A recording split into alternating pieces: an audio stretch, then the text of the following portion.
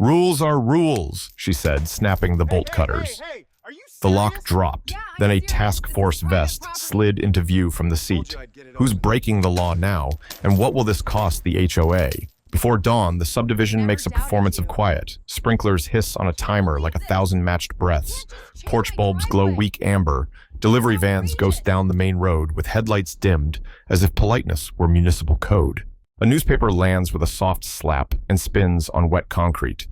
From the two-lane artery beyond the gate, a matte dark Jeep rolls in unhurried, the kind of unremarkable vehicle that becomes invisible by refusing to announce itself. It noses into a short driveway and comes to rest before a roll-up garage door whose chain drive answers the push button with a cough. The door stutters, rattles, climbs only halfway. The driver kills the Jeep, steps out, and for a long moment, simply listens to the house breathe. He is a black man in his mid-30s, with the posture of someone who has learned to carry calm like a tool. Night air clings to his hoodie. The cul-de-sac smells faintly of wet dirt and home store mulch. He draws the door down by hand until the bottom lip meets a steel hasp he installed the week the opener began to fail, threads a brass padlock through the eye, and clicks it shut with the ritual finality of a seatbelt before takeoff. On the Jeep's passenger seat, a gray hoodie spills across something darker. Industrial webbing, Velcro panels, a folded patch tucked under so the letters don't show unless you know where to look. He tucks the fabric deeper and, for good measure, draws the passenger belt across it so it won't slide. He photographs the crooked opener track with his phone. Detail, date, angle, because paper trails make order out of other people's certainty. Inside, his kitchen is an orderly grid, everything squared to edges. A mug that says, City It, a fruit bowl soldiering on with 2 bananas and 1 heroic apple, a stack of envelopes with windows like small threats. The phone on the counter buzzes twice. A calendar alert blooms. B unit, bait deployment phase 2, hold, and a second ping follows from a group chat with names he knows better by voice than by face. He reads and sets the phone face down, not because ignoring a thing changes it, but because it gives him a minute to own the morning before the morning owns him. The neighborhood will have its performance too. At sunrise, a jogger in reflective tights will pass the HOA sign at the entrance and not read it because she's read it 100 times. Quiet hours, 10 p.m. to 6 a.m. Driveways clear overnight. Garages used for parking. No exterior modifications without approval. Language written by committee always sounds friendlier than it means. Just after 7, a small SUV will pull in from the artery and park with cautious neatness along the curb. A woman will step out wearing a visor, a cardigan, and a practiced smile, holding a clipboard on which columns tame the world. A small terrier on a retractable leash will tilt its head in that dog way that reads like judgment and isn't. The terrier lady, she is more than that, but this morning her role is a mask, stops in front of the house with the stuck opener. Her gaze drops to the padlock as if metal could be impertinent. She crouches to peer at the gap where concrete meets steel and sees a bumper by the thickness of a shadow. A visitor hang tag on the mirror shows tidy red numbers that expired last week. She straightens slowly, slides a phone from a pocket, and takes 3 photos, wide, medium, tight. She tapes a bright notice to the jamb, prints second violation, with letters so tidy they might as well be stitches, and consults her clipboard as if it could absolve her of doubt. The subdivision chat, every neighborhood has one, starts in small noises. Someone asks if anyone else heard coyotes. A reply assures them it was probably sprinklers. A thread about mysterious white sedan resolves when the driver admits he was on the phone with his mother and missed his turn 3 times. Then an earnest person posts about driveway clutter and sightline obstruction, attaching a long lens photo of what might be a bumper and might be nothing. Replies multiply. Rules are rules. This is why we moved here. Standards. What if emergency vehicles need access? A link to a code section appears with a highlighted paragraph that does not say what the poster hopes it says. The property manager, whose inbox learned long ago to triage by heat, writes in a tone even water would call mild. Please follow notice and cure procedures, document, escalate if necessary. The visor woman replies with a list of subsections and the word safety 6 times. An email subject line acquires the phrase enforcement sweep and a timestamp, which has its own kind of gravity. Across town, fluorescent lights sketch rectangles on a concrete floor in a municipal building that celebrates function by ignoring beauty. In a partitioned room that smells faintly of coffee and printer toner, the owner of the Jeep is on a video call where everyone's voices are a little too flat from caution. They talk about dwell times and signature patterns and a crew that has been sampling the edges of this district like a man pressing a fence with his palm before climbing. The bait program is not glamorous. It is a machine built of patience. Park a car where the pattern says, "Temptation will be measured." Watch it be ignored until it isn't. Record hands and faces and timing. Let the story tell on itself. The Jeep is just a Jeep. No decals, no push bar, no wink. The electronics under the dash are sleeping until a signal flickers them awake. The calendar's hold means the window has shifted by 1 day, nothing more. But in a job composed of inches, a day is a mile. When his colleagues sign off one by one, he lingers to reread the variance email he sent the HOA, the repair request for the opener, the automated acknowledgement that reads like a shrug. He imagines the chain drive catching in the morning's damp and the door bouncing up if unlatched. Imagines a cat slipping in, a raccoon, a nosy teenager. The lock is not for secrecy, it's for gravity. Still, the optics are... He hears his captain's voice in his head supplying the word, even-toned and unsurprised. Complicated. He does what he always does when a thing is both necessary and likely to become misunderstood. He documents. He screenshots. He prints. He puts everything in a folder titled House in a directory tree that would make an auditor weep with gratitude. At noon, a knock comes that suggests gavel more than courtesy. On the porch, the visor woman holds up a laminated badge on a lanyard with the solemnity of a passport at a border. She does not introduce herself as a neighbor. She introduces herself as a function.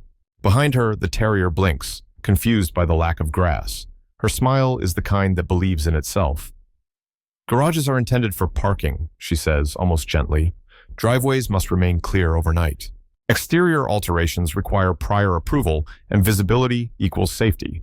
The lock, she gestures with the clipboard like a gavel, is a modification and an obstruction. The vehicle appears to be stored in a non-compliant manner. He keeps his tone in the unconfrontational middle where adults can still change their minds. The opener jammed. The lock stops the door bouncing back up. The Jeep is inside the garage. I filed a variance request and a repair ticket. I'm waiting on a tech. The tag is renewed online. The sticker is in the mail. Email is not a permit, she says with the serenity of a proverb.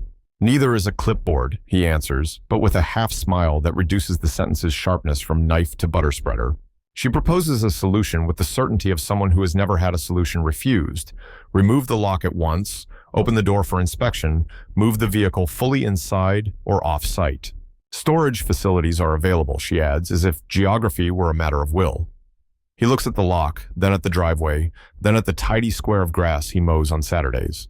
I live here, he says, and sets the words down like chalk line rather than brick wall. She says the matter will escalate. The promise sounds like weather. Evening arrives padded on rubber soles. Grills pop and sigh, televisions blue their rooms, sprinklers clap from one time zone to the next. A tow truck's amber bar glows and disappears beyond the gate.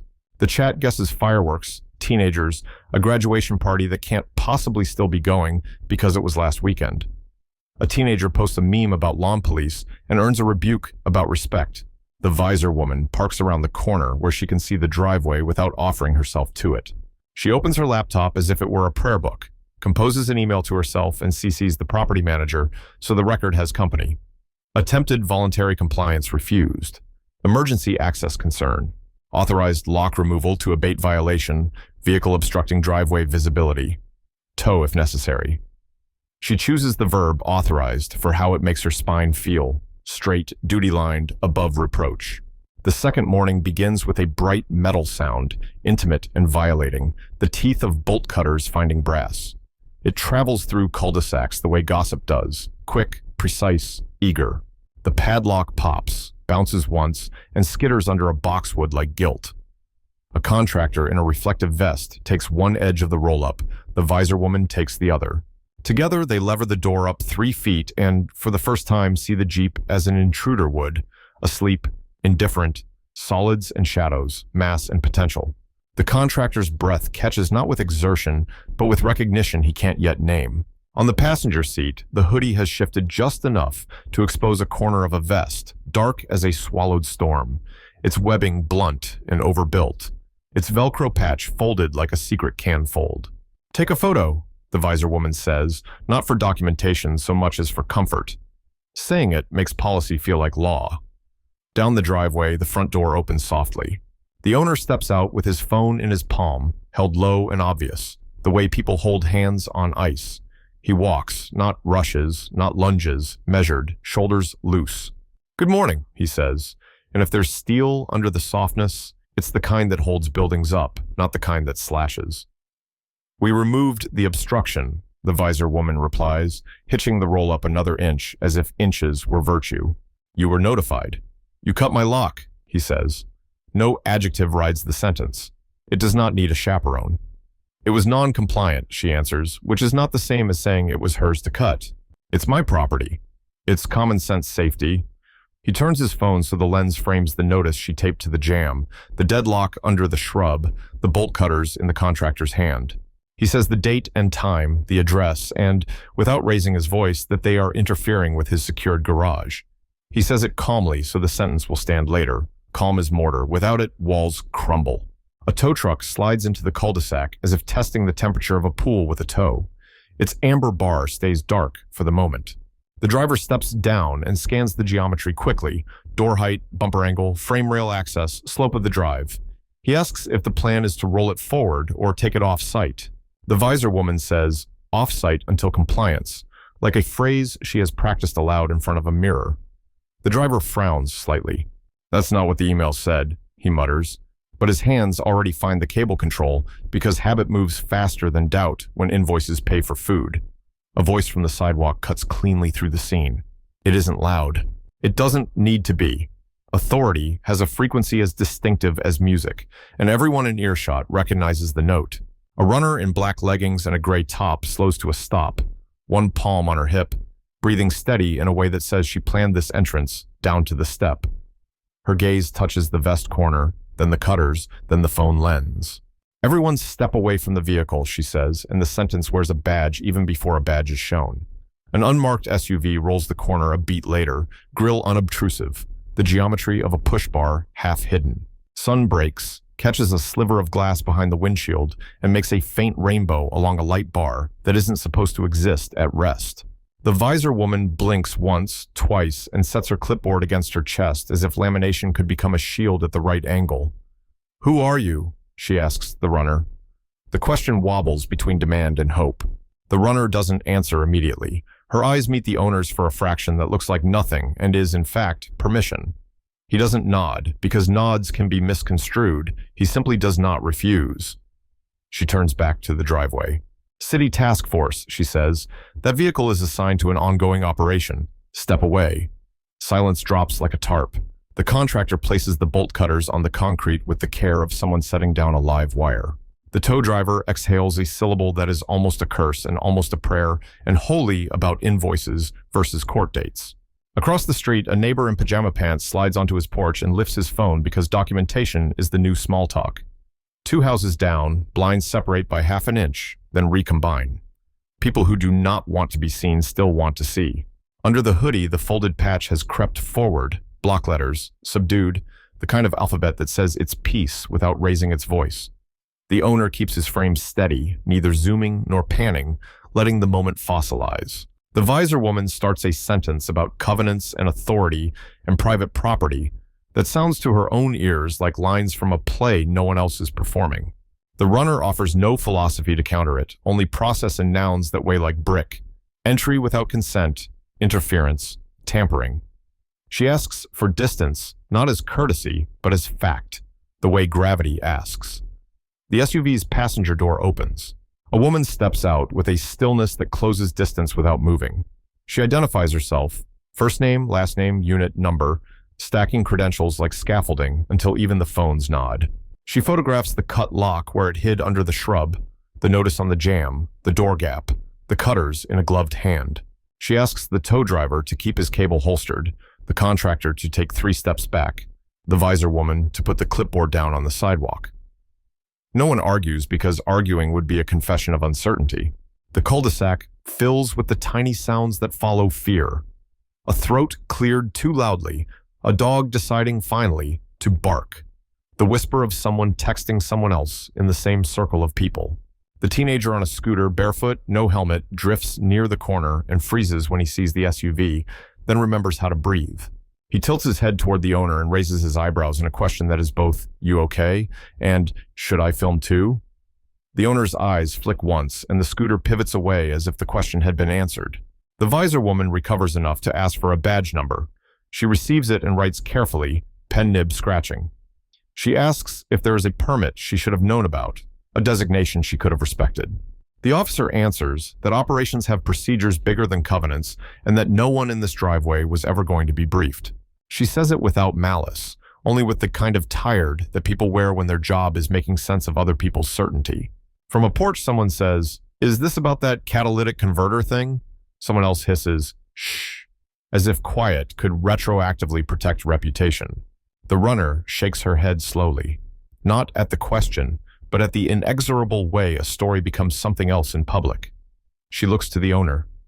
"We'll need your footage," she says, soft enough to keep the sentence intimate. He nods once, the bare minimum that still counts, because this, at last, is a request that makes sense. The tow truck reverses slowly, amber bar still dark, as if apologizing for having come. The contractor finds a plastic bag in his vest and, at the officer's request, slides the spent lock into it with the strange reverence people reserve for objects that suddenly mean more than their mass. The visor woman lifts her chin. "I was acting under authority," she says, and hears the sentence thin as it meets air. "Residents have been leaving their garages open. It invites crime." The officer doesn't answer the opinion, only the action. "You have notice. Use it. You have fines. Use them. You do not have bolt cutters and a tow order for private property." She could be reciting recipes. She could be reading a bedtime story. The evenness is the point. The owner says, again and finally, that everyone needs to leave his driveway. The visor woman looks at the neighbors, at the phones, at the officer's body camera that blinks a quiet red dot, and for the first time, doubt passes over her face like a small cloud over a large sun. She presses her lips together and gathers her clipboard. "We will be filing a report," she says, the way people talk about bridges while backing away from the river. When they go, they leave the morning different than they found it. The door is still open 3 feet, a mouth mid-sentence. The notice is still taped to the jamb, flapping a little when breeze finds the seam. The cut lock is evidence. The new lock that will replace it later will feel heavier in the hand, not because of metal, but because of story.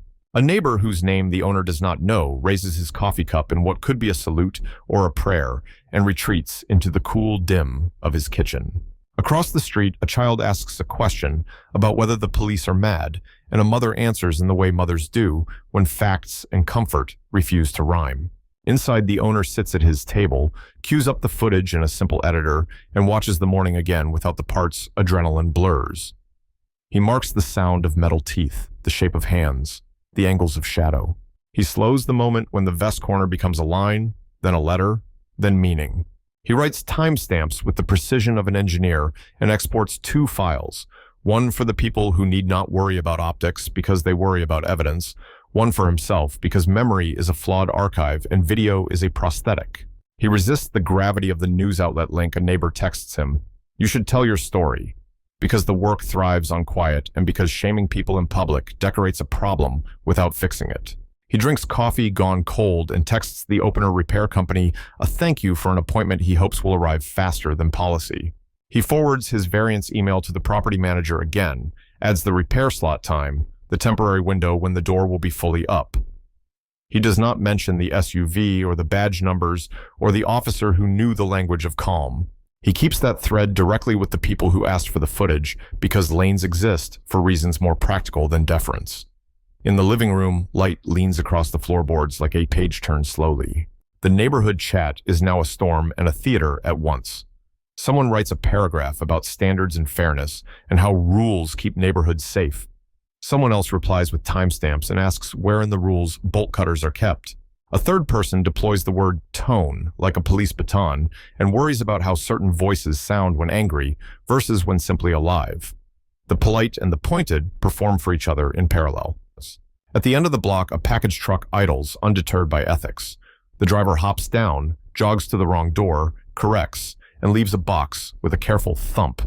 The sound is ordinary. It feels like a cool hand on a fevered forehead. Ordinary will return, he tells himself. It always does when people remember their lines.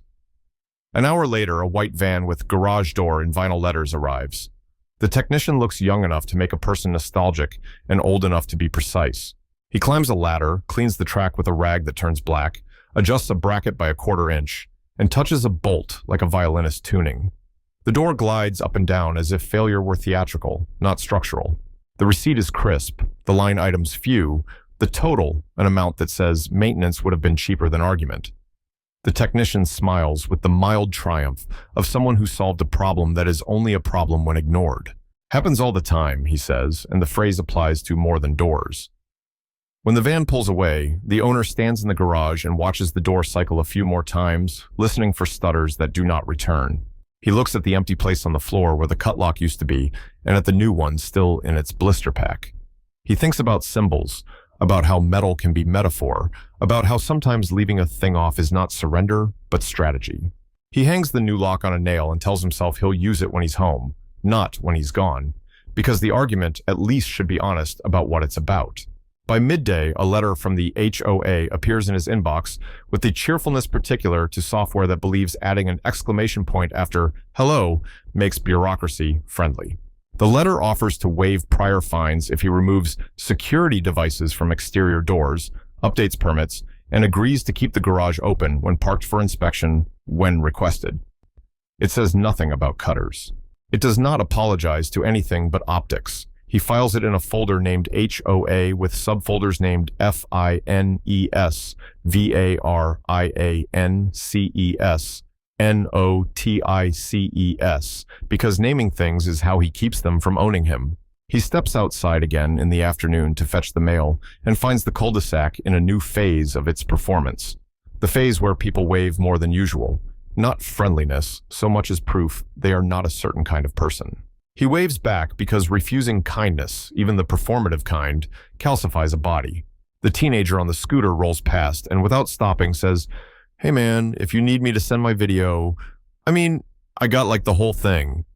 He thanks him and asks him to hold it for now, which thrills the boy in a way the boy will not understand for years. Far away, beyond the gate and the arterial road and the interstate that slices the city into manageable narratives, a crew reads a forum thread about heat in a certain subdivision and decides to wait a week. The bait program shifts a pin on a map. The world rearranges itself in millimeters that add to miles. The owner texts his captain 2 clean exports and a line that says, "No public posting. House handled." The reply comes back with a thank you and a promise that the city attorney will reach out about unauthorized entry and attempted conversion. Phrases that turn heat to steam and then to pressure in ways that do not require shouting. At dusk, the cul-de-sac tries on ordinary again. A grill hisses. Children attempt an invented game whose rules mutate every 30 seconds. A couple argues about light fixtures with the low heat of long love. The repaired door slides down at a button press and seals with a satisfying, inevitable glow along the edges. The opener humming the contented hum of a machine that knows its place. Inside, the gray hoodie returns to its hook, and the vest to a duffel that has lived in too many back seats. On the counter, the city tea mug sits empty and satisfied. Night comes in layers. The first is blue and still friendly. The second is the soft black that swallows lawns. In the third, the hour after porch lights click off, the street belongs to cats and owls and the occasional teenage dare. A single car passes slowly and does not stop. Somewhere 2 streets over, a dog barks twice and falls back to sleep. In the morning, there will be new notices, new emails, new attempts to decide whether rules equal law by volume alone. But the line has moved. No, not moved, revealed. And once seen, a line is hard to forget. The next sunrise repeats the choreography. Sprinklers, owls, a newspaper that lands with a kinder sound today. The Jeep sits quiet and unremarkable behind a door that functions. The padlock in the evidence bag will be logged somewhere with a barcode and a chain of custody that reads like a novel no one asked to write. A new lock hangs on a nail, available but unnecessary. The visor woman walks a different loop this morning. She keeps her chin high and her eyes forward and thinks about the word authority until it bruises. The terrier does not care about bylaws. It cares about geese, and a goose has left a note on the sidewalk in a language the terrier understands perfectly. He wakes, pours coffee, and steps out to the driveway with a sensation he recognizes from 100 other small victories. Not triumph, but correctness. A calm that feels earned. The air smells of wet concrete and cut grass. He retrieves his mail. He considers the sky. He thinks about how some mornings end with slammed doors and raised voices, and others end with gravity settling into the right place, wordlessly, the way a level's bubble centers itself when you stop shaking the tool. This morning belongs to the second kind. It will not stay that way without effort, but for now, it is enough. For now, the story knows what it is. A line drawn cleanly where curb stops and driveway starts, where covenants end and law begins, where a brass lock is not a provocation but a sentence with a period. He drinks his coffee and lets the quiet be quiet, not a performance but a choice, a boundary learned and, this time, observed. The cul-de-sac learns how quickly quiet can become choreography. The unmarked SUV lingers only long enough to trade calm sentences for calmer ones, to photograph what needs photographing, to mark the moment the way a surveyor marks a property line. Then it glides away, and the vacuum it leaves is immediately filled by phones, opinions, and 100 small decisions about which way to look. The runner who arrived first moves like a hinge between worlds. She asks for an email address and sends a complaint number before the engine heat has even left the hood of the SUV. Her message is spare and bureaucratic. Receipt acknowledged, evidence requested. Do not engage further with HOA personnel without a third party present. She doesn't sermonize. Procedure is its own sermon here. The contractor retreats with his bolt cutters inside an evidence bag, shoulders rounded as if he'd been told a story about himself he hadn't expected to hear. The tow driver reverses out of the cul-de-sac with his amber bar unlit and his jaw set, phones his dispatcher at the stop sign, and uses the phrase, "not touching that address again," with the particular conviction of a man who knows the price of court. By 9 a.m., screenshots of the bright notice, the cut lock, and the slightly lifted garage door are ricocheting through the neighborhood chat. Comments split into tidy camps. One group insists rules are rules, emphasizes the slippery slope between a padlock and anarchy, wonders, almost pleadingly, what would happen if everyone did whatever they wanted. Another group posts screenshots of the covenants, highlighted clauses that say nothing about cutting personal locks or entering private property. A third group says very little, just the same reaction emoji over and over, which is its own statement, "We're watching." On the owner's kitchen table, the morning becomes a timeline. He pulls the footage from his phone into a plain editor and threads the clips together without commentary. The sound of the cutters biting the lock is louder than memory. The first frame, where the vest corner shows, then the small inching that reveals a folded patch, becomes a still image he exports separately and labels with the time down to the second. He overlays timestamps that will survive any accusation of clever editing and exports 2 copies, one for case, one for self. He emails the case file version to the address in the runner's complaint thread and attaches the variance request, the opener repair appointment, and the image of the notice that flutters in the morning wind like a reluctant flag. The response from the city arrives faster than cynicism predicts. An investigator from the attorney's office writes with unfussy clarity, acknowledging an unauthorized entry and attempted conversion of private property, requesting statements from the tow company and the contractor, and asking whether any further contact from HOA board members has occurred. The word conversion, lawyerly and precise, sits on the screen like a weight, slim, dense, undeniable. Across town, the property manager counts to 3 before dialing the board member whose bolt cutters now exist in an evidence bag. He is a man who has learned that tone is half his workload. He suggests, in sentences padded with conditionals, that the board convene an emergency meeting. He notes that counsel should probably attend. He does not say, "What were you thinking?" because questions like that rarely produce answers and often produce new problems. That afternoon, the subdivision's Pocket Park hosts the kind of gathering that can't decide whether it's a town hall or a group therapy session. Folding chairs appear. A Bluetooth speaker makes every voice sound a little tinny. The board sets up a table under a shade tree with a plastic tablecloth that can be hosed down later. The property manager reads an agenda he clearly did not write. Community concerns, clarification of enforcement procedures, public comment. The board member sits with her clipboard like a shield, jaw set, smile a notch tighter than yesterday's. The first speaker is a man in a polo who looks like he irons his socks. He says he pays dues to have standards and isn't ashamed of it. He says cars on driveways invite crime. He gestures vaguely at last year's rash of thefts from open garages as if vagueness could be evidence. He never looks directly at the owner even when speaking about him. A woman in scrubs speaks next, hair pulled back, fatigue etched at the corners of her voice. She works nights, she says. Trucks with flashing lights at dawn are not standards. They're sleep theft. She doesn't say which truck she means. She doesn't have to. She turns to the board table and asks simply to be told before the neighborhood is turned into a stage again. The owner doesn't rush to the microphone. He waits, hands in his pockets, phone face down, as if patience were armor. When he stands, he keeps his remarks tight. The opener failed. The lock prevented the door from recoiling. The vehicle was fully inside the garage. A variance was requested and acknowledged. A lock was cut without permission. He says that last part softly and lets the silence after do the hard work. He does not talk about task forces or vest patches or the SUV with the half-hidden light bar because he doesn't owe the neighborhood that narrative, and because the lines that matter most here are not operational but legal. An older neighbor who has lived on the block since the first foundation was poured clears his throat and says he's seen 3 HOA boards come and go. The best ones remembered that most problems weren't moral emergencies. We used to talk, he says, voice like worn leather, on porches. Before the emails. The crowd laughs nervously. He lets the line sit, then adds, talk, then notice. Not cutters, then tow. The board member finally takes the microphone. She recites portions of covenants as if repetition can alchemize them into new shapes. She uses safety like a talisman and authority like a hedge. She says the word visibility 5 times and emergency 9. She does not say consent. She does not say sorry. The property manager's phone vibrates on the table.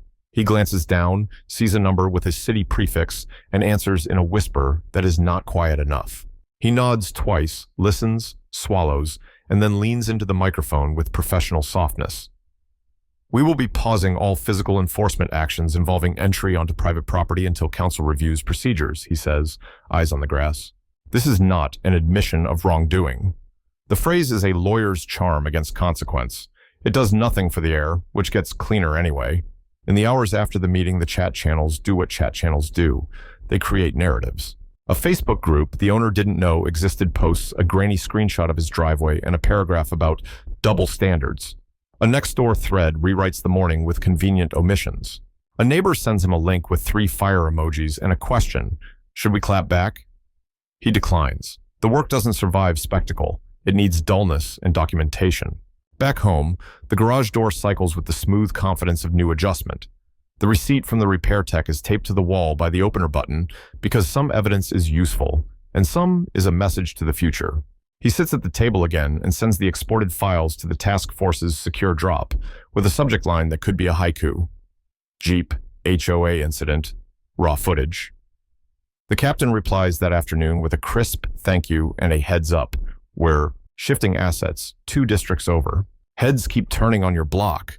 Good for your catalytic converter problem. Bad for our burglary map. We'll brief counsel. The tow company leaves a voicemail, then an email. The driver's words are careful and working class plain. Thought it was a HOA job from a common area. Never would have hooked a vehicle inside a garage. Supervisor has flagged the address to require manager approval. He offers to put it in writing for whoever needs it. He does not apologize for existing. He apologizes for the almost. It's the kind of apology that means something. By midweek, a certified letter arrives from the city attorney's office. Its tone is official without being theatrical. It invites, not quite subpoenas, the board to submit statements and documentation. It requests the property manager's records of notices, authorizations, and enforcement attempts. It reminds all parties that interference with law enforcement operations can carry penalties beyond fines. It does not threaten. It simply names consequences in the way meteorologists name hurricanes. Not to scare, but to orient. The board calls an emergency Zoom session. The squares fill with faces that look better in person. The property manager is there, tie a bit askew. The board member, visor replaced by a bookcase backdrop, sits straight-backed with her clipboard off camera. A lawyer joins with a screen name that contains only first and last name and escrew. He asks questions like a man probing a hull for leaks. Who authorized what and under which section? What record exists of a decision to cut a lock? Was legal counsel consulted? Where is the policy that contemplates physical abatement on private property? Who called the tow? Who communicated off-site until compliance? Did anyone consider contacting the police before entry? The answers stack unevenly and then lean. The lawyer's silence after each is not disapproval, it is inventory. The call ends with assignments disguised as suggestions. The property manager will produce a chronological record. The board will draft a temporary moratorium on physical abatement actions. The board member will, here the lawyer chooses words like tweezers, refrain from individual enforcement steps pending review. No one uses the word censure. No one uses the word resign. Those words float anyway, in visible text over several squares. That night, porch lights come on a little earlier, as if the neighborhood were collectively remembering that visibility is also about seeing each other. The teenager on the scooter rolls past with less swagger and more purpose, and stops at the edge of the driveway long enough to ask, not performatively, whether sending his video to the city would help. The owner says yes, thanks him, gives him the investigator's email, and asks him to include the time he started filming and whether he edited. The kid says, sheepish and proud in the same breath, "Nah, I just hit record and didn't stop." He leaves grinning at the importance of dull honesty. In the days that follow, the HOA tries to behave like an organism that has learned from pain.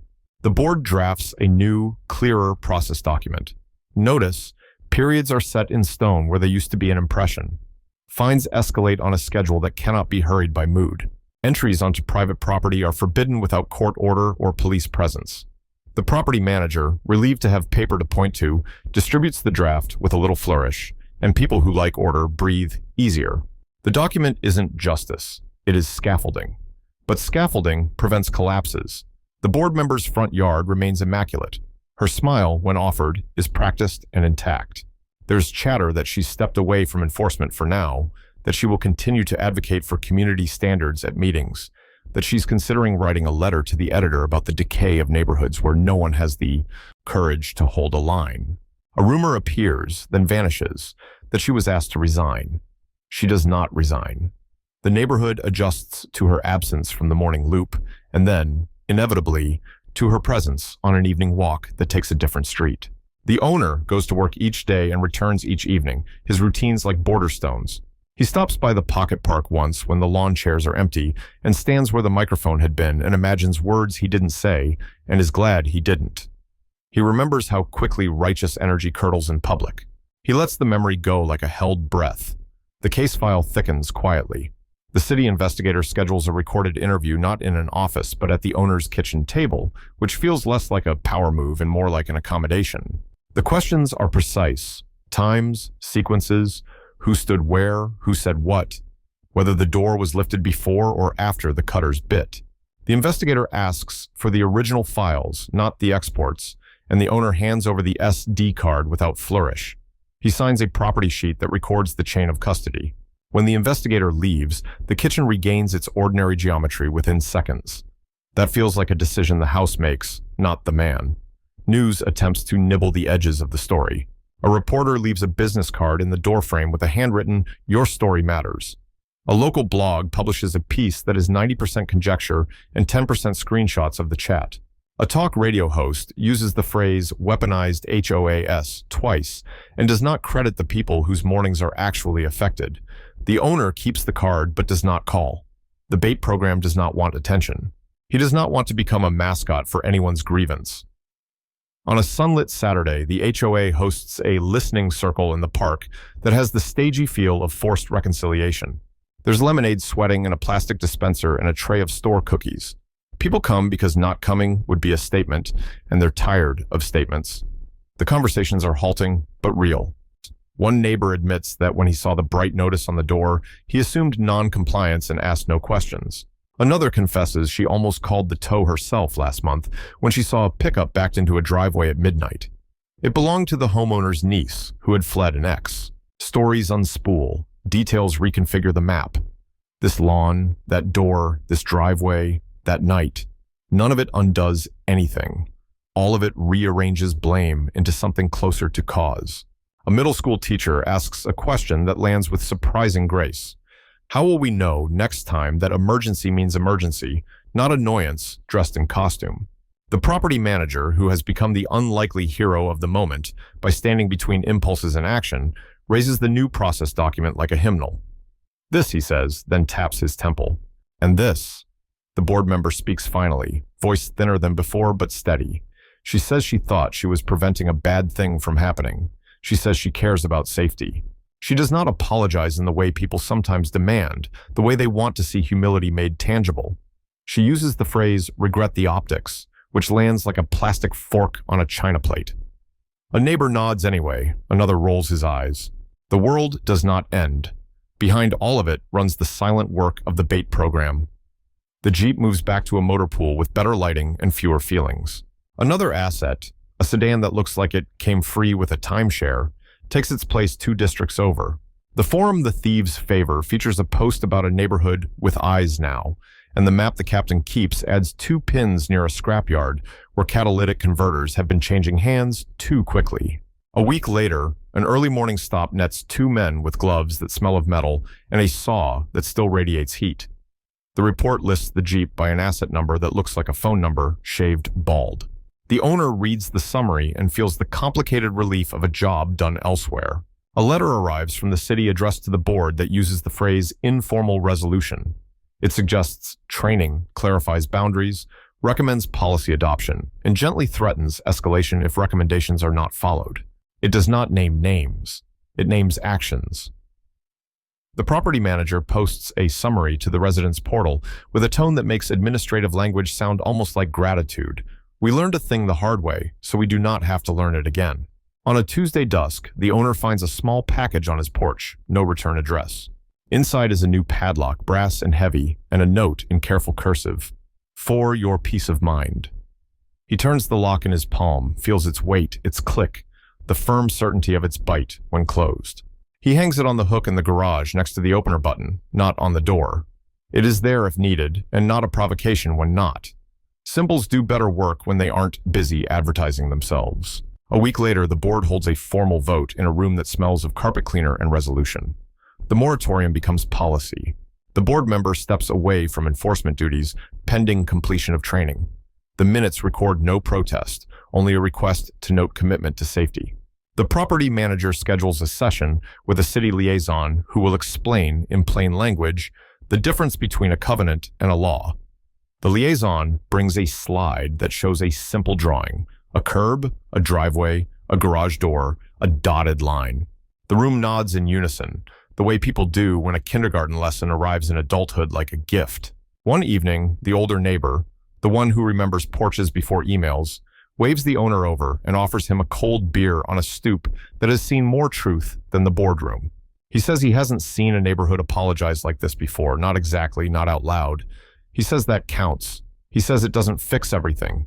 He says both things can be true and neither thing cancels the other. The owner agrees and tucks the moment away in the same mental folder as the repair receipt and the complaint number. Proof that not every fix is a policy. The story does not make the news in the way stories now usually do. It makes the rounds here and there, chat threads, a blog, a yard conversation, but avoids the machine that churns outrage into currency. That feels right. The lesson, such as it is, doesn't benefit from amplification more than repetition.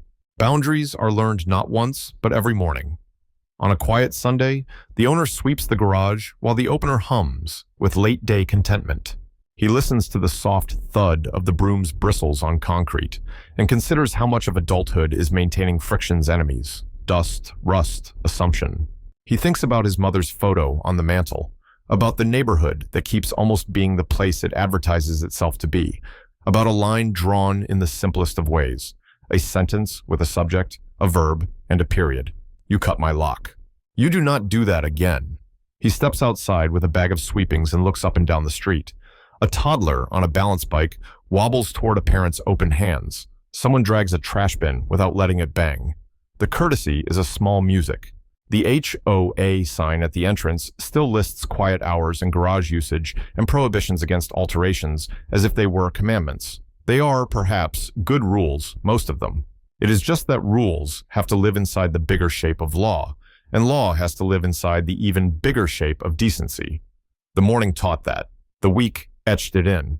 Before turning in, he checks the opener one last time, not out of anxiety but ritual. The door rises, pauses, descends. It seals with a satisfying kiss along the weather strip. No padlock hangs from the hasp tonight. He leaves it on the hook by the switch like a punctuation mark he can choose to use or not. Freedom, he thinks, is sometimes just the right to decide where to put the period. That night, the subdivision returns to its favorite performance, quiet. But it plays differently now. The quiet is not a lid. It's a boundary. It keeps out what doesn't belong and leaves room for what does. A dog barks twice and stops. A car rolls past without slowing. Across town, two men face charges they earned, and a bait car waits in another neighborhood for greed to remain what it has always been. Here, in this cul-de-sac, gravity has reset. It will need resetting again, because that's the nature of neighborhoods and people. But for the moment, the line holds. The morning's argument has been absorbed into the ordinary, which is the highest fate a conflict like this can have. The door sleeps. The Jeep sleeps. The phones, for once, stay on the counter, face down. A week later, the quiet returns with paperwork attached. A certified envelope arrives, the kind that makes even innocent people breathe differently. Inside, dates and times, a place with carpet tiles and a city seal hung a little crooked. Administrative mediation with counsel present to resolve matters related to unauthorized entry and attempted conversion. The language is dry enough to wick. Away heat. That's the point. Heat has done enough. The day of the meeting, the sky is the color of printer paper. In a municipal conference room that smells like coffee and lemon cleaner, a long table is ringed by chairs that have seen more contrition than celebration. On one side, the property manager with a laptop and a stack of binders, the HOA's attorney with a yellow pad and a habit of writing in straight, soldierly lines, two board members with faces set to neutral. The board member who wielded bolt cutters sits with her hands folded so tightly the knuckles look like punctuation. On the other, the city's liaison, a counselor from the attorney's office, the investigator who logged the cut padlock, and the runner from the morning, now in normal clothes. A pen balanced across her notebook like a bridge. The owner sits at the end with an envelope of prints and a thumb drive he will relinquish for exactly the time the receipt requires. The mediator is a woman with a voice like a level, no tilt, no wobble. She starts with ground rules that sound like commandments written by a polite person. One at a time, no interruptions, facts before feelings. We are here to leave with paper that means something. Then she asks the simplest question and lets it grow into the room. What happened? The property manager goes first with a chronology that is almost soothing. Notice sent, variance request received, opener repair scheduled, enforcement escalated, lock cut. He does not editorialize. He does not choose adjectives. He has learned, over a career of angry emails and mismatched expectations, that nouns and dates are a form of mercy. The board member speaks next. She says she thought she was preventing conditions, that open garages invite theft, that she believed, she stresses the word, that visibility equals safety. She says authority 2 times too many then, as if hearing it the way others might reduces the count. She stops before explanation becomes justification. It's the best thing she does all morning. The tow driver isn't there, but his affidavit is. It's a page and a half of grease under the fingernails honesty. Arrived as requested, saw the door, assumed common area, realized private property, backed out. He doesn't write like a lawyer. He writes like a person who knows what happens when you guess wrong for a living. The runner describes the moment she stepped in, the vest corner peeking, the bolt cutters warm, the phones, the SUV that didn't need to light up to be real. She keeps to verbs that count in reports. She avoids the rhetorical flourishes people deploy to win rooms. She is not here to win. She is here to lay down a line as thin and strong as monofilament. You do not enter without consent. You do not move what is not yours. You do not interfere. The owner keeps his piece small. The opener failed. The lock kept the door down. The vehicle was inside. The variance was requested. The lock was cut. He says the last line with the same even tone he used in the driveway, the sound of a period arriving where someone once insisted on a comma. The mediator nods once, as if counting invisible tallies, and asks the question that turns rooms. What outcome puts this to bed and keeps it in bed? The city liaison speaks first. Training for the board on private property and police intersections, adoption of a clear no-entry policy without court order or police presence. documentation standards that would satisfy an auditor, and reimbursement. For damages, materials, time, the lock that now lives in an evidence bag with its own case number. The HOA attorney, who has been scribbling straight lines, adds that no one here wants a lawsuit, that the association is a volunteer outfit managing fences and flowers and human expectations, not a paramilitary. He says the word settlement like a lullaby. They draft terms while the coffee cools, a formal written apology from the HOA to the resident, not for optics, but for action. Repayment for the repair appointment, the lock, and 2 hours of lost work at the rate his employer certifies. Mandatory. Training for all board members by the city liaison within 30 days. Adoption and publication of an enforcement policy that forbids physical abatement on private property absent a court order or police. A 6-month hiatus for the board member from any enforcement duties. A commitment to use notice, hearings, and fines as designed. A sentence about contacting police before cutting anything, bolded for people who skim. The mediator writes it all down in a language that feels both inevitable and newly invented. Initials each page, slides signature lines across the table like bridge planks laid one by one until 2 sides meet. No one says the word victory. Paper is not a parade. It is infrastructure. They sign anyway, and it feels like a door sealed correctly for the first time in weeks. Afterward, in the hallway with the echo of a place built for weddings and zoning hearings, the board member approaches the owner without her clipboard in front of her chest. The moment hangs, undecided between performance and privacy. She chooses a sentence that is almost right.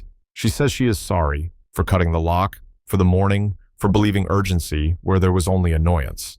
The word optics does not appear. He nods once, the smallest allowance he can make without lying. It is not forgiveness. It is an acknowledgement of a human speaking to another human without props.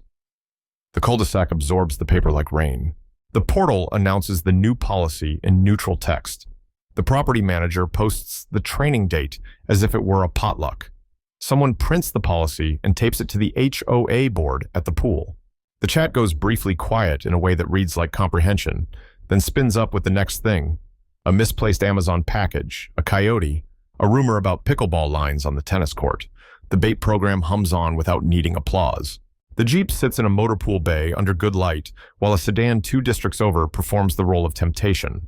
The map on the captain's wall changes again in millimeters that add up to safety.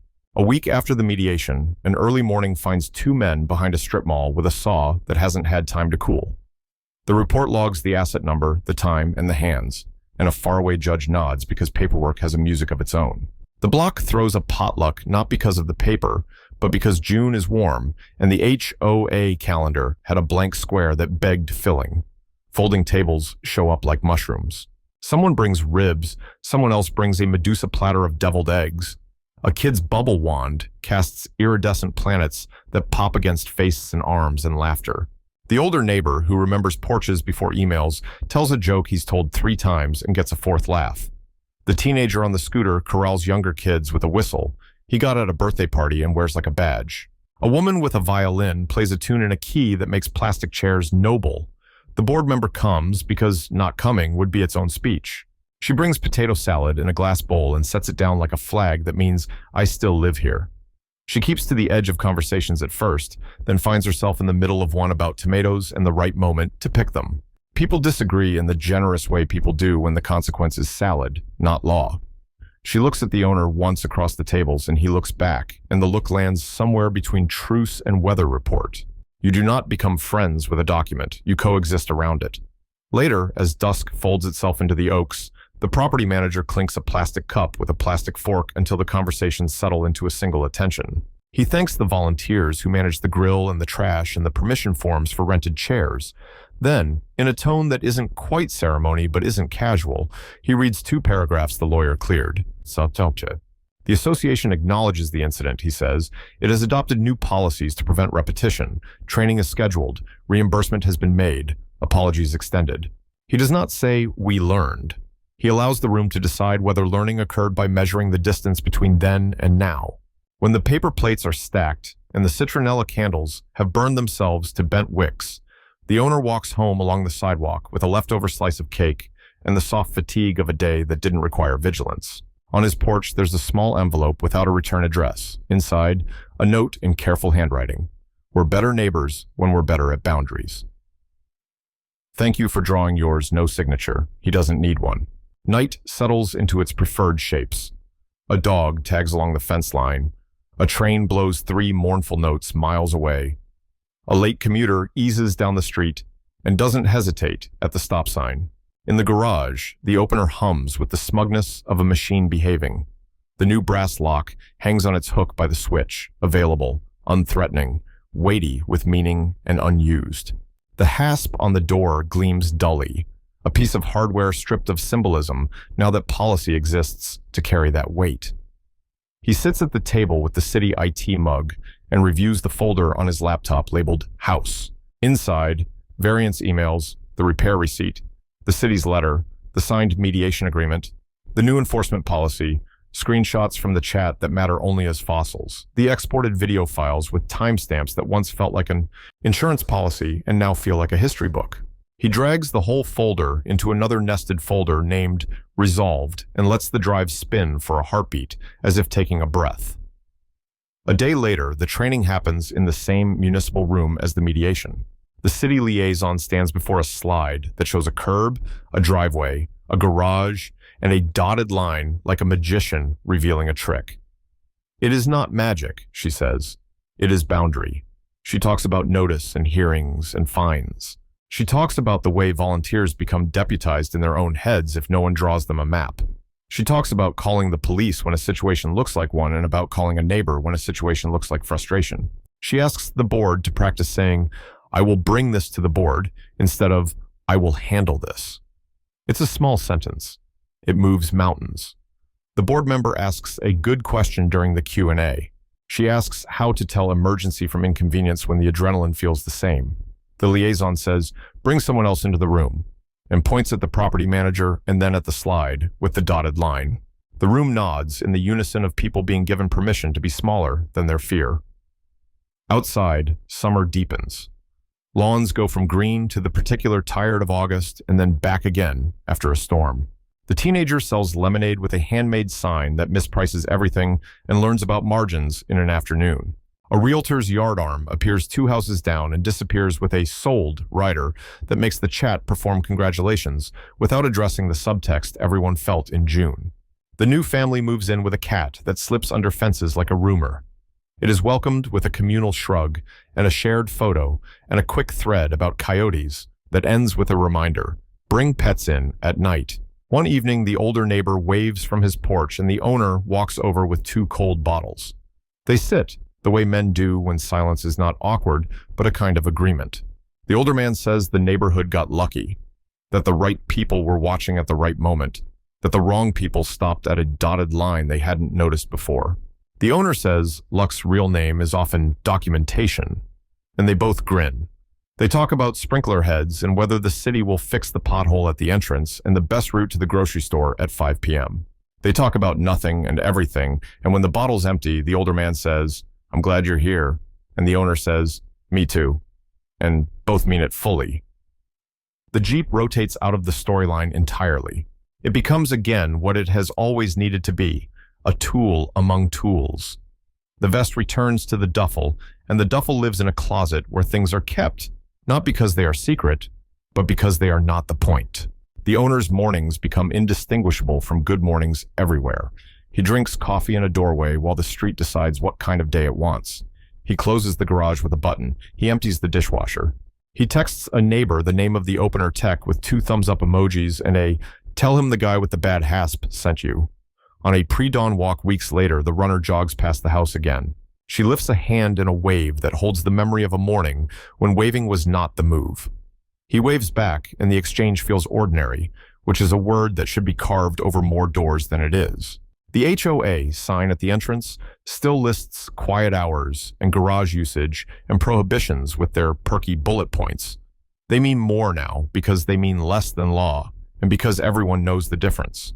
If the story has a moral, it is not an embroidered sampler about community. It is simply this: lines do their best work when everyone knows where they are and what crosses them. A lock on a garage door is a device. A bolt cutter on a padlock is a choice. A policy is a promise. A promise kept is a kind of quiet. Morning arrives again, as it tends to, without asking permission. The subdivision performs its gentle rituals: sprinklers, porch lights fading, a newspaper landing with its soft, faithful slap. Behind a door that glides up and down on command, a vehicle rests that could be any vehicle, which is the best disguise a tool can have. On a hook by the switch hangs a brass lock with no job to do. It isn't surrender, it's punctuation. The sentence is complete. If this story made you believe in standing your ground, hit subscribe, ring the bell, and share this video with a friend who knows what it means to fight back.